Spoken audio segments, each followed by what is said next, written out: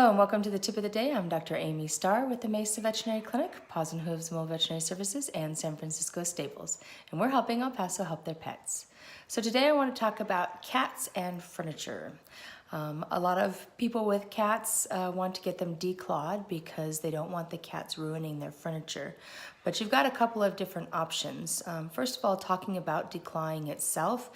Basically, when we declaw, we are removing this last part of the finger. So all the way from this joint up, we're actually amputating the end of the finger at the joint right there. And what happens is if we only take the nail, then the cells around the nail inside the bone actually produce a new nail. So we actually have to amputate the toes. So it's a pretty big procedure. Obviously they're walking on their surgery site, so it's very painful. It does have one of the higher potentials for post-op complications, just because again they're walking on their surgery site, they're digging in a litter, cleaning themselves and stuff like that with their surgery site. So it is something that you need to take into consideration and think very strongly about. Also, you don't want to declaw any cat that's older, preferably not older than 5, 6, 7 months, and no cat that's overweight. Again, preferably you would not want to declaw them over about 4 or 5 pounds.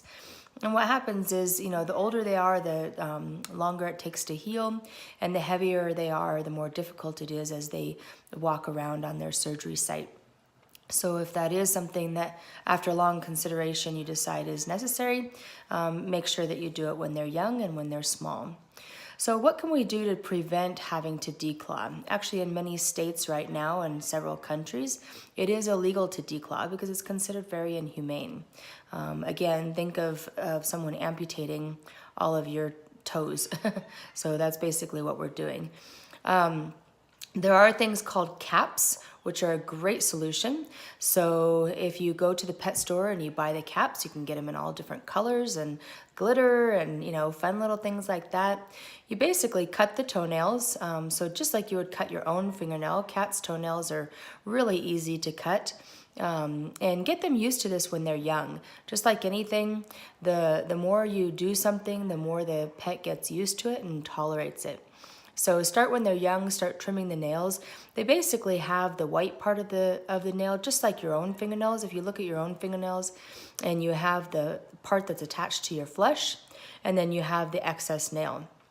And so the cats are the same way. It's extremely easy to trim their nails. So trim them up short, and then get the little caps, and they basically glue on with super glue. They stay on anywhere from 4 to 6 weeks or so. And as they fall off, you just trim the nail again and repeat. And this is a really good solution.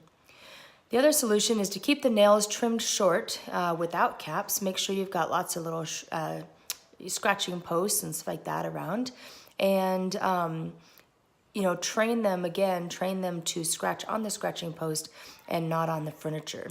You can also use the little mats that go on the furniture that have the little signals that don't allow them to jump up on those particular areas and stuff like that. So there's lots of options to increase that bond and that happy home environment with your cat without having to do a declaw. If you have any questions, let us know. Hope everybody has a great week. Bye-bye.